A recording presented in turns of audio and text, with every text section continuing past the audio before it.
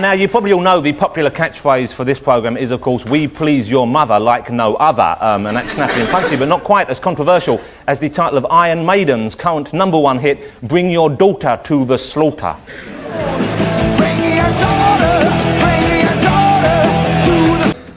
Please welcome Iron Maiden's main man, Bruce Dickinson.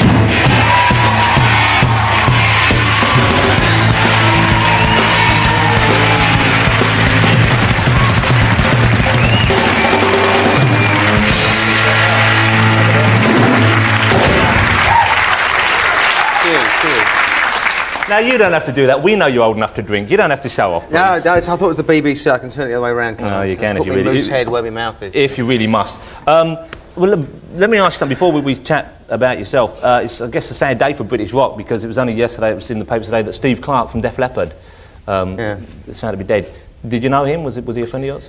Well, we know all the guys in Leppard very well, and we've played quite a few games of football against them.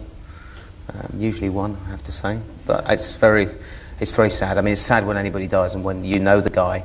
I mean, I haven't seen him for a while because we've been busy touring and everything. But as I understand it, nobody knows exactly why he died. I mean, whenever I saw the guy, I mean, he was a strict vegetarian, so I don't know all this stuff you read about. Well, that's never killed anyone as far as I know, but... Well, no, so, I mean, excellent. Well, I know, I've read the papers. I mean, he'll be sort of sadly missed by people in the rock community, certainly. So. Yes, I mean, it's the sort of thing where you say, you know, we knew the guy and we're very, obviously everybody's very sad, but I don't particularly like, you know, going around prejudging why people died and all the rest of it. Suffice to say that he's going to be very sadly missed, and it's a great tragedy. Let me talk. We just saw a clip from the ideologically sound video that you have for your #1 single at the moment, which I know, and there was something of a fuss. Yeah, just one of the very few people that has seen it, actually. Has it not been shown much? Not really. Well, they showed 1 minute 10 seconds of it or something, which the song is about 3.5 minutes long. So you'd think that they could show a bit more of it. But there's some black and white bits from an old Hammer horror movie we put in there. Showing a woman being sort of like taken to the slaughter, you know, and all the rest of it, you know. But the BBC, you know, thought that it was obviously, you know, too much cowabunga going on for the, you know, for the viewers on Top of the Pops. So they decided to edit it themselves, and then everybody else on telly did a sort of knee-jerk reaction and sort of went, you know. So they cut that out. But we showed it, didn't we? Did you? I don't know. I didn't. Yeah, we just showed it. That's because we never bother looking at things first. You see, that's the problem. Ah. In future, we will be cutting out. Yes. Open your mailbag. Yes. But you're not. You enjoyed that, didn't you? Yeah, I did, yeah. But you're #1, despite the fact that, if I'm correct, that this is the story, that it was not put on the Radio 1 playlist. It was not on the kind of rotation of singles. Well, I think beyond that, I don't think it's even.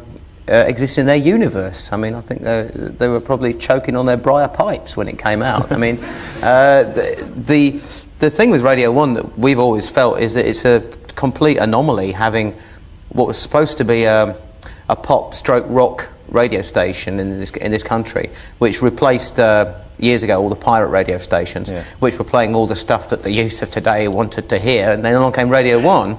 And then we had all the like great British rock bands and a big explosion of music from the Beatles right the way through, and we exported it to the rest of the world.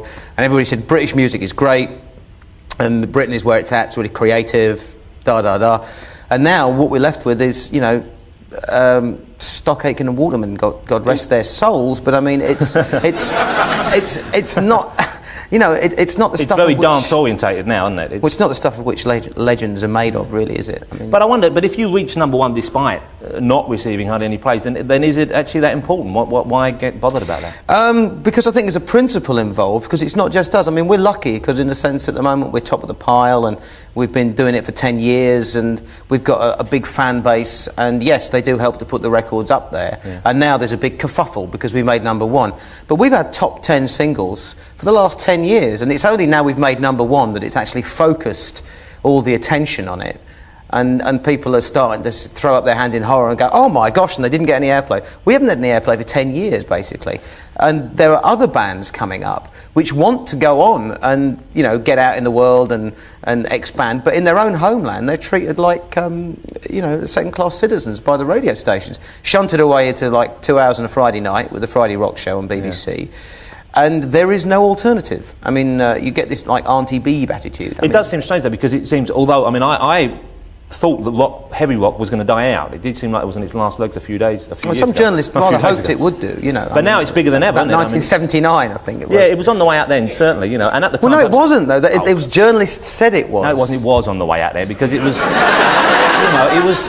Just because you haven't changed your haircut since 1979 doesn't matter. I certainly haven't. It was very poor back then for a while. A lot of bands were just getting very inflated egos and they were just sort of indulgent. And then new bands came along. You were one of the new bands, and like Def Leppard and other bands, and it did give it. Yeah, but with no help whatsoever from the media, though. I mean, that was a completely...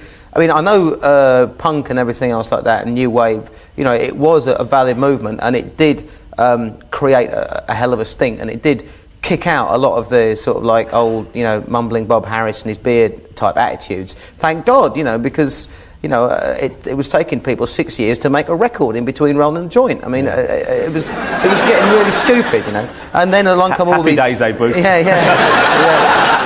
I'm only 31, you see, yes. That's what I was gonna ask you remember it better than I do, though. Yeah, oh, yeah.